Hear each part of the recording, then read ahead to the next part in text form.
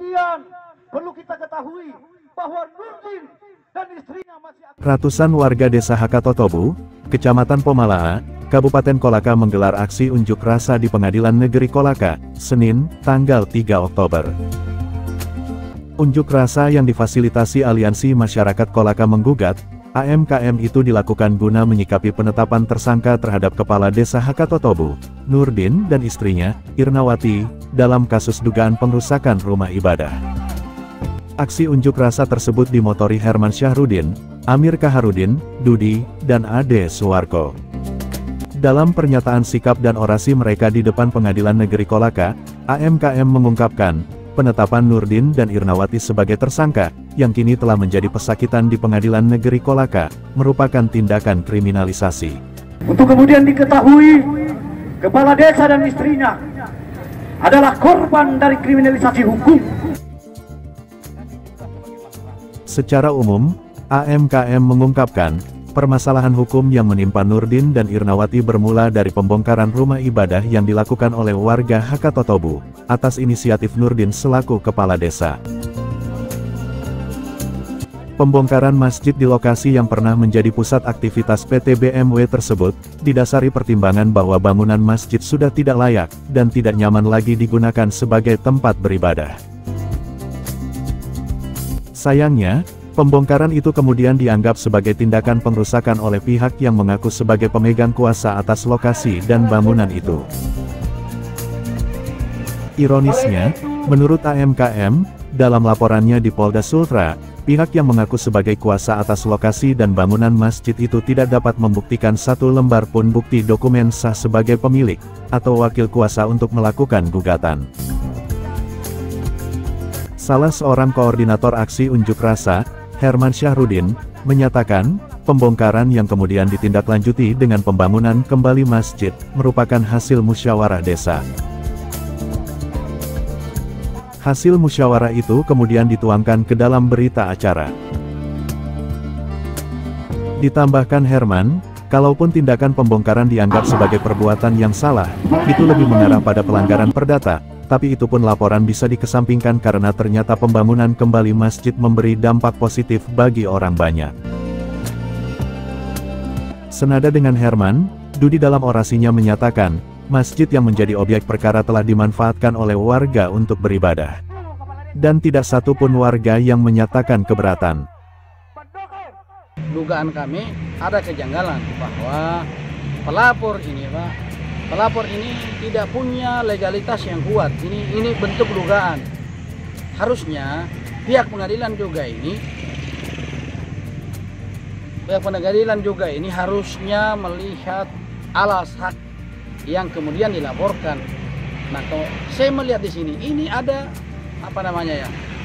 saya lihat ini kepala desa membangun daerahnya, hak prerogatif dia untuk membangun daerahnya bagaimana bagusnya.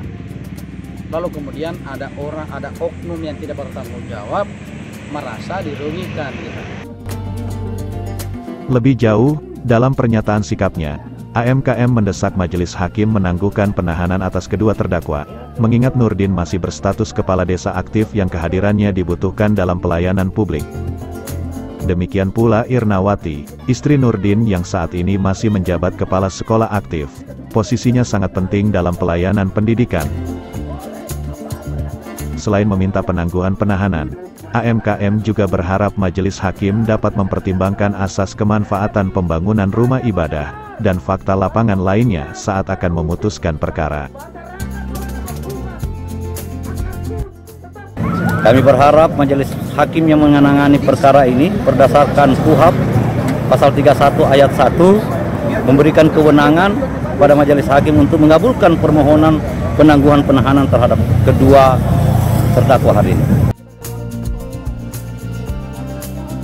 Menanggapi tuntutan pengunjuk rasa agar pengadilan menangguhkan penahanan kedua terdakwa, dan memutuskan pembebasan atas keduanya, Humas Pengadilan Negeri Kolaka Muhammad Fauzi menyatakan bahwa itu merupakan kewenangan majelis hakim. Apa yang disampaikan oleh rekan-rekan semua bahwa benar Pengadilan Negeri Kolaka sementara menyidangkan perkara yang dimaksud, dan para terdakwa tersebut telah didampingi oleh kuasa hukumnya, penasihat hukumnya. Ada 2 orang yang telah ditunjuk berdasarkan data yang kami peroleh. Untuk kepentingan hukumnya telah ada pendampingan dari tim penasihat hukumnya. Jadi tidak ada satupun hal-hal yang dikurangi dari kepentingan hukum para terdakwa tersebut. Kedua, terkait permintaan penangguhan penahanan telah pula diajukan pada persidangan sebelumnya, dan itu lagi-lagi kami sampaikan, telah pula kami sampaikan, terima kasih atas apresiasi kami. Itu adalah ranah atau kewenangan dari majelis hakim pemeriksa pokok perkara. Adapun dikabulkan, itulah adalah kewenangan mereka.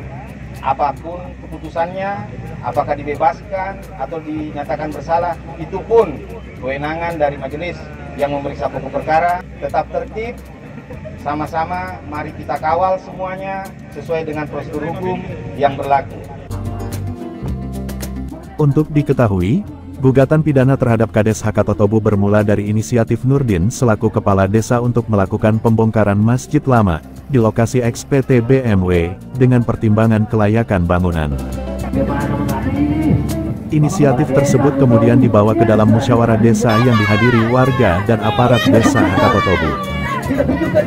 Setelah pembongkaran dan pembangunan telah direalisasikan, salah seorang mantan direksi PT BMW, Hamid Talib, melaporkan hal itu di Polda Sultra pada tanggal 16 Februari tahun 2022 lalu. Tidak lama setelah laporan tersebut, Nurdin dan istrinya ditetapkan sebagai tersangka kasus pengerusakan. Keduanya kemudian ditahan di Mapolda Sultra tidak lama setelah kasus bergulir. Kini kasus dugaan pengerusakan tersebut telah disidangkan di Pengadilan Negeri Kolaka, dan Nurdin serta istrinya menjadi pesakitan dalam perkara tersebut. Hingga Senin, tanggal 3 Oktober perkara keduanya telah memasuki tahap eksepsi.